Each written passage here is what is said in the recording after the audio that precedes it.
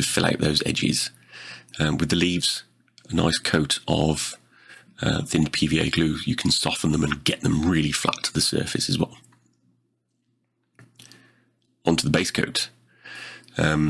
This is a mix of, again, the Pabeo green, but much, much darker with a Citadel black. The Pabeo black goes a little bit too grey to be useful and doesn't go dark enough for a situation such as this. So just coat the whole thing. You want to, for the type of base that I've gone for, a dark green, very, very dark green works perfectly, because we'll be pretty much sticking to greens and browns and then just working our way up.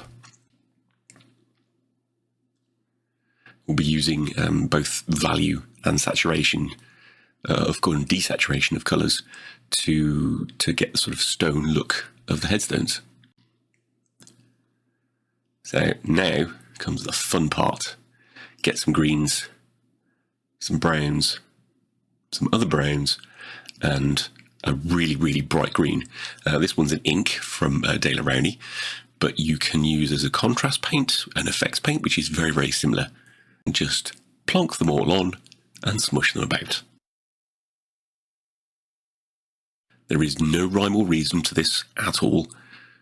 Just get stuck in, get messy, get thinned paints, unthinned paints, and just swish them around until you get something that's pleasing and covers everything. You know, make sure you cover everything. Use drops of water, splash it about. You don't want too much of the really, really bright green, but keeping a bit of it is good.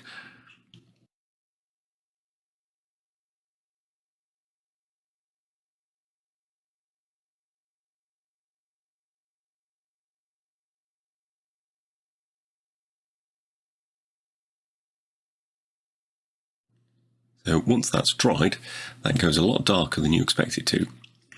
And then we need to start highlighting, we need to start building up the sort of volumes and tones on the headstones. So we'll start with the greens. So we'll start with, I think it's Warpstone Glow, but just use a green that's quite similar to what's already on the base. If you can match them, that's the best way of doing it, is just to match what's on there. And just start doing dots, scratches, stippling, anything to really give a sense of texture and age to the headstone.